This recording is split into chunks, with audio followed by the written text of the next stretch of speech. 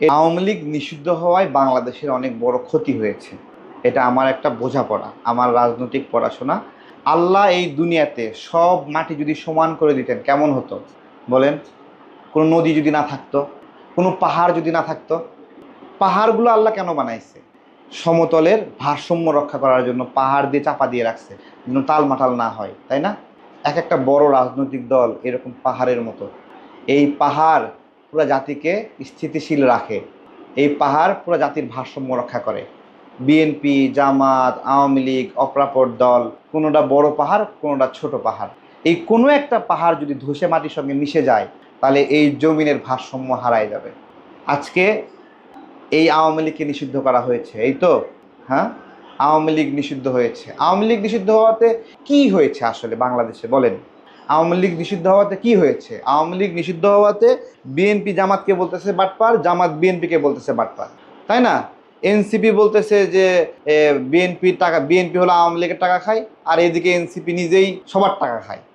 ঠিক আছে, এনসিপি বললো না যে আওয়ামী লীগের টাকায় বিএনপি চলে। এখন এনসিপি কার টাকায় চলে? এনসিপি তো বিএনপির নিংরানি খাইছে, জামাতের নিংরানি খাইছে, আমার নিংরানি খাইছে, জনগণের টাকাও খাইতেছে, সবার টাকা খায় ওরা। ওইটাই বলছিলাম যে ওরা সবারটা খায়, কিন্তু আর একজনের খাওয়ার প্রশ্ন তোলে। তো আওয়ামী লীগ নিষিদ্ধ হওয়াতে আমরা নিজেরাই শত্রু হয়ে গেছি। এখন কিন্তু কেউ আর শত্রু কাতারে নাই। হ্যাঁ, আওয়ামী লীগ কিন্তু ডক্টর ইউনূসের ওই মানে হলো শত্রু তালিকা নাই, প্রায়োরিটি লিস্টে নাই।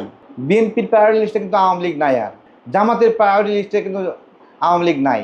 জামাত সারাক্ষণ কমেন্ট বাহিনীতে যুদ্ধ করতেছে যে বিএনপিকে থামাও, বিএনপি ঠেকাও। আবার বিএনপি তারাও যুদ্ধ করতেছে। ঠিক আছে, তো এগুলো কেন হচ্ছে? কারণ বড় একটা রাজনৈতিক দলের শূন্যতা, এই শূন্যতা কেউ পূরণ করতে পারতেছে না। সবাই মিলে নিজেরা মারামারিতে যুক্ত হয়ে গেছে।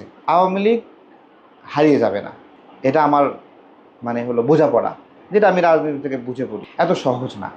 কারণ 1971-এর মুক্তিযুদ্ধে যেই দলটা ফোকাসে ছিল এবং যুদ্ধ পরবর্তী সময়ে দায়িত্ব নিয়েছে দেশের, সেই দল এই দেশের জন্মের সঙ্গে সম্পৃক্ত একটা দল। তারা অপরাধ করেছে, সেই অপরাধের শাস্তি হতে হবে। গণহত্যায় জড়িত, গণহত্যায় শাস্তি হতে হবে, এই তো। শাস্তি দিবেন, তাদের রাজনীতি থাকবে না, এটা একটা ভুল চিন্তা। তারা যেভাবেই হোক স্ট্যাবলিশ হবেই। এটার শিকড় অনেক গভীরে, একবারে ভূগর্ভে চলে গেছে। মানে টান দিলে ছিঁড়ে যাবে, কিন্তু উঠবে না এই শিকড়।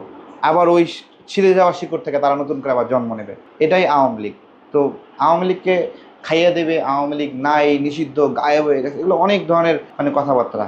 বিএনপি এক্ষেত্রে খুবই বুদ্ধিমানের কাজ করছে যে বিএনপি দল হিসেবে এই আওয়ামী লীগ নিষিদ্ধের একটা দায় তাদের উপরে নেয়নি।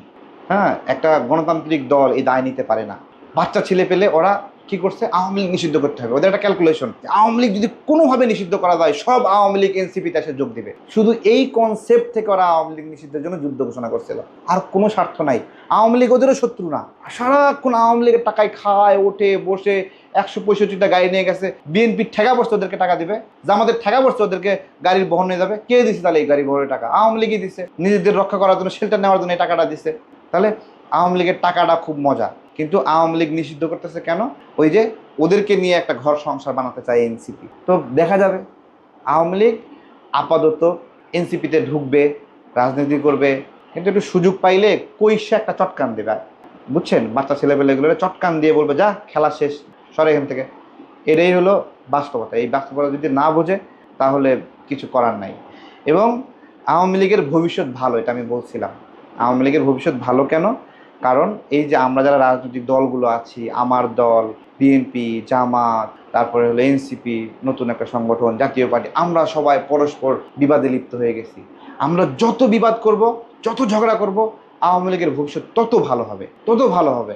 এবং আওয়ামী লীগকে রিকভার করবে হলো সময়। Time will heal Awami League. Okay, যত সময় যাবে আস্তে আস্তে আওয়ামী লীগ তার শক্তি ফিরে পাবে, আস্তে আস্তে জনপ্রিয় হবে।